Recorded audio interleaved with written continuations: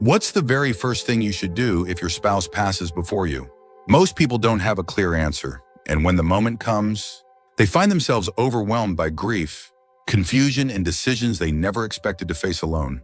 The truth is, no matter how strong your relationship was, or how long you were together, the death of a spouse changes everything. It shakes the ground beneath you, leaves you with an aching, quiet, and hands you a list of tasks when you can barely get out of bed. This video is not about legal paperwork or what to say at the funeral. It's about what to do first, for yourself emotionally and practically, to survive those first waves of loss.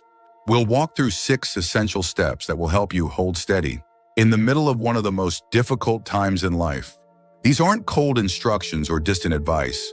They're rooted in experience, compassion, and the deep understanding that grief doesn't come with a manual. Each of these 6 things is something that real people, just like you, have found to be crucial in their healing. And while none of them take away the pain, they can give you a sense of steadiness when everything else feels uncertain.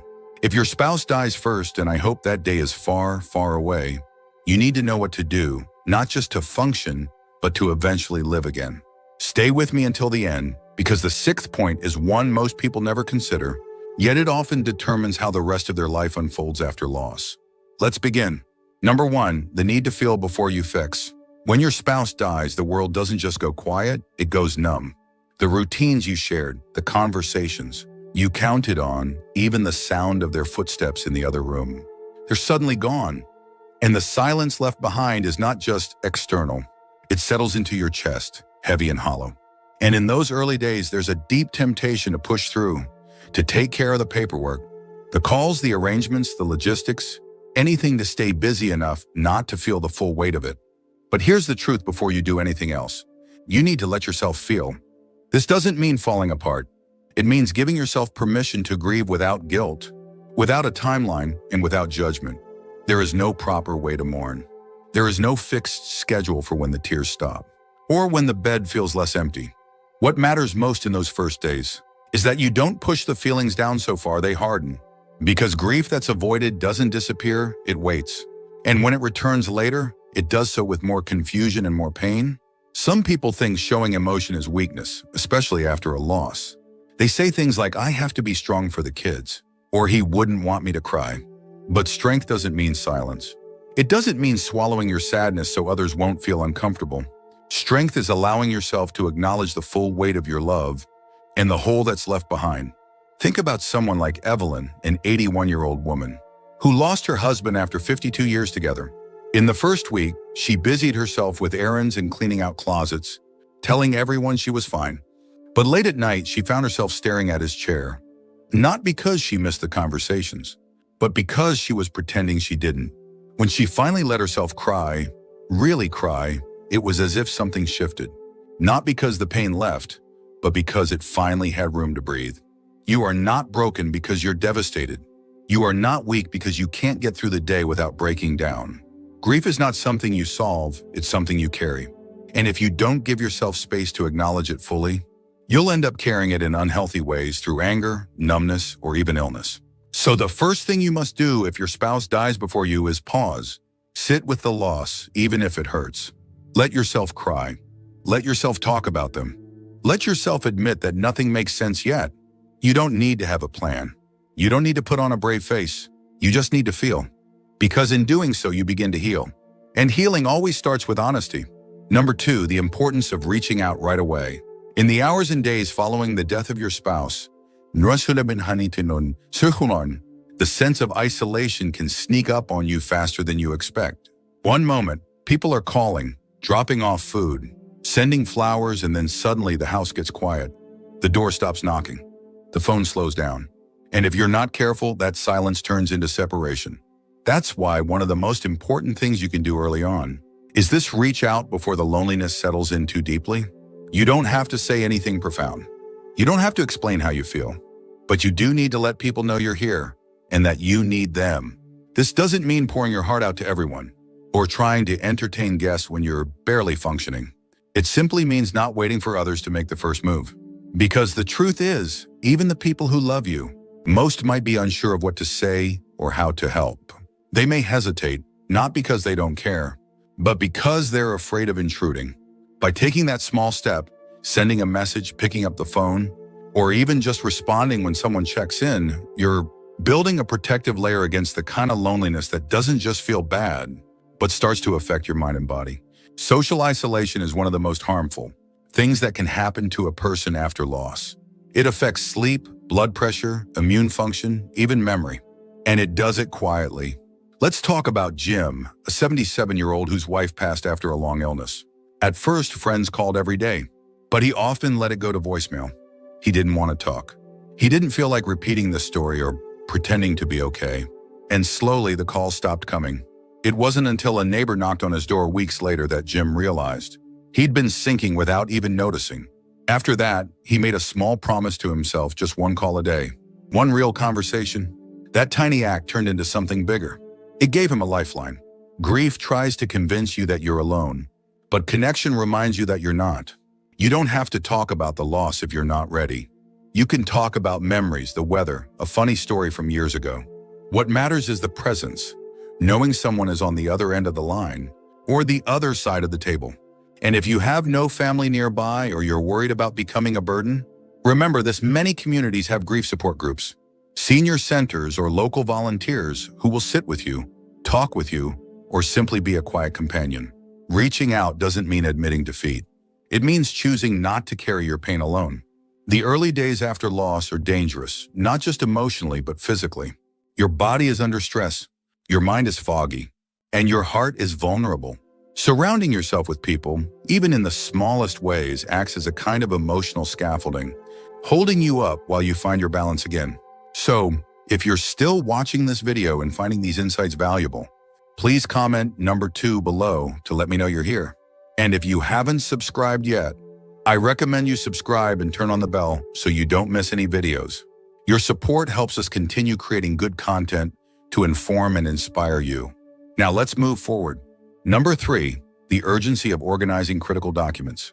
When someone passes, especially a spouse, it feels like the world should stop. But the truth is, the world keeps moving. Bills arrive, notices are mailed, accounts freeze, and in the middle of your grief, you're suddenly faced with questions you may not be ready to answer.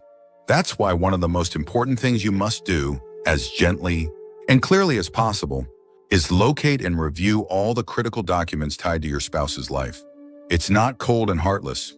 It's necessary.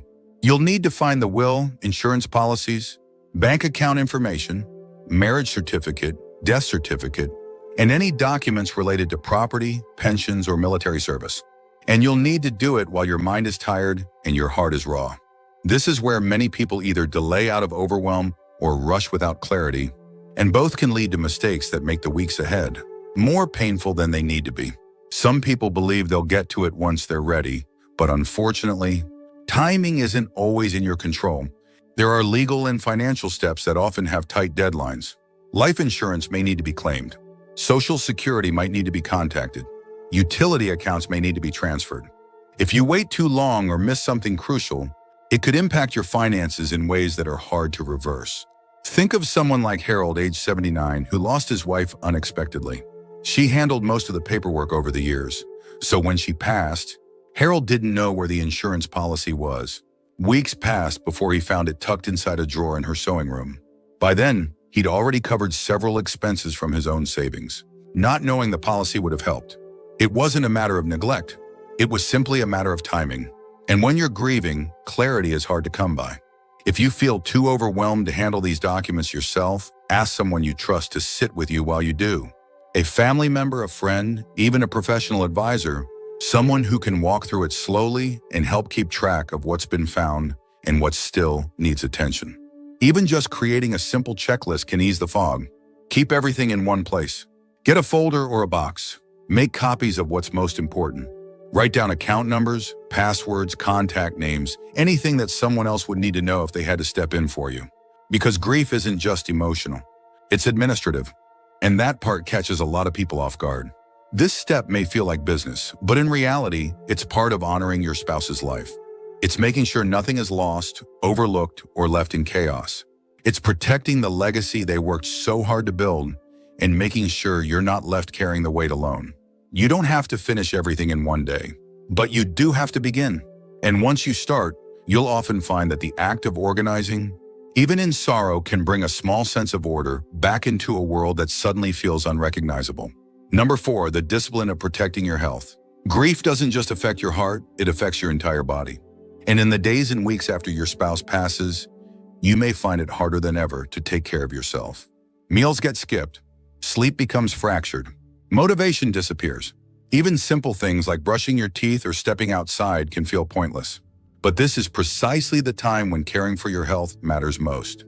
Because the loss of a spouse doesn't just break routines, it puts your physical well-being at risk in ways you might not expect. Many widowed seniors experience sudden weight loss, fatigue, digestive problems, chest tightness, and forgetfulness.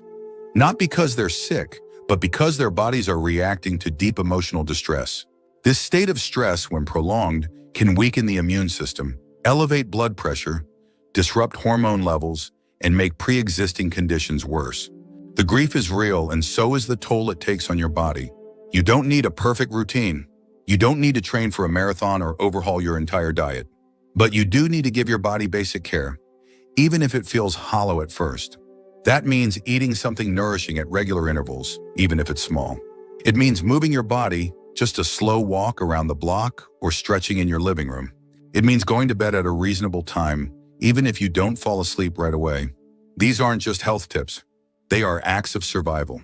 Think of Margaret, age 84, who lost her husband of 60 years. She was so overwhelmed in those early weeks that she forgot to take her blood pressure medication and skipped several meals in a row. It wasn't until she fainted while grocery shopping that her daughter realized what was happening. It wasn't a medical emergency. It was grief, untreated and unmonitored, finding its way into her physical system. Once Margaret began keeping a written routine, meals, water, pills, daily check-ins, her strength slowly returned, and so did her clarity. There's a saying in grief counseling that applies here. When you don't know what to do, care for the animal in you. Feed it, water it, let it rest, let it move. Because at the most basic level, your body's trying to find equilibrium again, and it needs your help to get there. You may not feel hungry. Eat anyway. You may not feel tired. Lie down anyway. You may not want to get dressed. Do it anyway. Not because you're faking strength, but because you're rebuilding it. One quiet decision at a time. And don't hesitate to reach out to your doctor during this time, even if you think it's just the stress. Sometimes even just talking to a professional and having your vitals checked can help ground you. It reminds you that you're still here, still in need of care. Taking care of yourself doesn't mean moving on. It doesn't mean forgetting. It means honoring the person you lost by not losing yourself in the process.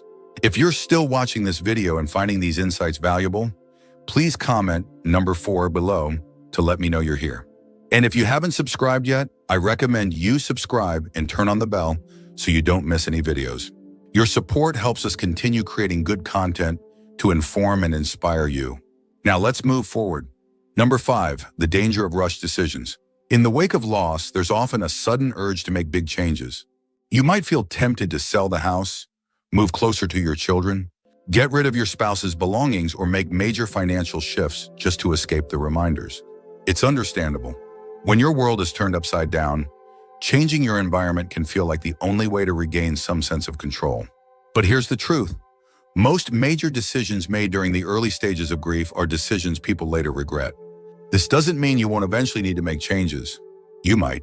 But right now, your mind is clouded by sorrow, exhaustion, and an aching desire for stability that can't be solved by external moves. What feels like a solution today might become a source of regret a few months from now. And when your spouse passes, the last thing you need is added layers of loss. Let's take an example. George, age 76, lost his wife suddenly after a stroke. Within 2 weeks, he sold their house and moved into a small apartment near his son, thinking it would help him feel less alone. But once the dust settled, George found himself overwhelmed with regret. He missed his neighbors, his garden, the kitchen they remodeled together. The apartment, though practical, felt foreign. And now he had to grieve both the loss of his wife and the comfort of the life they built. Grief needs space. And part of that space includes waiting before you make permanent changes. You don't have to leave the photos where they are forever, but you don't have to take them down tomorrow either. You don't have to decide whether to keep the house, close the account, cancel the membership, or reassign the belongings immediately. Give yourself permission to pause. And if others are pressuring you to move forward or clear things out, gently explain that you need time. This is not about clinging to the past. It's about allowing your emotions to catch up to reality. Acting too quickly may relieve discomfort temporarily, but it often leaves emotional scars that take years to process. This applies especially to financial decisions. Signing papers, selling assets, or altering investments should be done with care, and ideally with the help of someone you trust, who isn't emotionally entangled in the situation. Whether it's a family member, a financial advisor, or even an experienced friend, having another set of eyes on these decisions can protect you from acting out of desperation or confusion. What you're facing is heavy, and there's no shame in taking your time. In fact, it's wise. The goal is not to avoid action forever, it's to act from a place of clarity instead of reaction. And that kind of clarity only comes with time, rest, and support. You've already experienced one major change. Don't multiply the pain by rushing into others. Let yourself adjust. Let the fog lift. And when the moment is right, you'll know. You'll feel more grounded, more certain, more able to look forward without losing what matters from the past. Number 6, the quiet work of rebuilding your identity. When your spouse dies, it's not just their absence you're grieving, it's the version of yourself that existed beside them. You were part of a team, a shared rhythm, a partnership with its own language. Maybe you were John and Mary or us, or simply we. But now there is no we. And that change goes deeper than a title. It shifts the very foundation of who you believe yourself to be. At first, it might not be obvious. You may be focused on arrangements, paperwork, visitors, and daily survival. But eventually, a question begins to echo in the silence. Who am I now? And the truth is, most people aren't prepared to answer it. For decades, your life may have revolved around shared routines, meals, decisions, goals, even jokes only the two of you understood. Without that shared presence, your role shifts. You're no longer the caretaker, the partner, the spouse in the way you were. And it's not that your love disappears, it never does. But the structure it lived inside of has changed forever. This stage of grief is not often discussed, but it's one of the most important. It's about the slow, quiet work of rebuilding your sense of self, not as a replacement, but as an evolution. It's allowing yourself to ask, what do I enjoy now? What does peace feel like for me? What do I want these next years to be about? Even if they look different from what I imagined? Take someone like Irene, age 82, who lost her husband after 55 years of marriage. In the beginning, she kept everything the same. His slippers by the door, his coffee mug on the counter. She couldn't imagine life without the we. But months later, she started painting again, something she hadn't done since her 20s. Not to distract herself, but to reconnect with a version of herself she'd forgotten. It didn't mean she loved her husband any less. It meant she was still alive and needed to keep living. You're allowed to change. You're allowed to grow. You're allowed to become someone new, even while carrying the memory of who you were together. Rebuilding your identity doesn't betray the past. It honors it by continuing forward with intention. Maybe that means joining a group. Maybe it means traveling somewhere you always dreamed of. Maybe it means reading a new kind of book, making new friends, or simply learning how to be content in your own company. These are not replacements for love. They are responses to life. You don't have to figure it all out at once. In fact, you won't. Identity after loss is something you discover inch by inch, day by day. But each small step, each new habit, each tiny curiosity is part of reclaiming your story. You are not only who you were with your spouse, you are also who you are becoming without them. And that version of you deserves just as much care, attention, and love as the one before. If you're still watching this video and finding these insights valuable, please comment number 6 below to let me know you're here. And if you haven't subscribed yet, I recommend you subscribe and turn on the bell so you don't miss any videos. Your support helps us continue creating good content to inform and inspire you. Now let's move forward. Final thoughts. Losing your spouse is one of life's deepest cuts. It doesn't just take away the person you love, it takes away the rhythm of your days, the sound of your home, the comfort of being seen without needing to explain yourself. Nothing prepares you for that silence. Nothing fills it entirely. But as painful as it is, there are things you can do, small, human, compassionate things that help you survive the storm and slowly, carefully begin again. These 6 steps we've talked about are not rules. They're anchors. They help you stay grounded when the grief feels too big. Feeling before fixing, reaching out early, gathering documents, caring for your health, avoiding rushed decisions, and rebuilding your identity. None of them are easy, but every one of them matters. You don't have to be perfect at this. You don't have to do it quickly. You just have to keep going. And if you take nothing else from this video, let it be this: you are not alone. Others have walked this road. Others are walking it right now. And each of them, just like you, is figuring out how to live with a heart that's been broken open. Grief doesn't mean your story is over. It means a new chapter has begun. One you didn't ask for, one you never wanted, but one that is still yours to write. And in that chapter, you get to decide what healing looks like, what love looks like, what life can still become, even after the hardest goodbye. Thank you for joining us today. We'd love to hear from you. Leave a comment below and share one thing you learned today and how you plan to use it in your life. Your thoughts are important to us, so don't hesitate to share them. Reading your comments gives us great motivation and encouragement.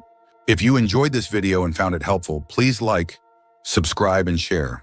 Your support helps us continue creating good content to inform and inspire you.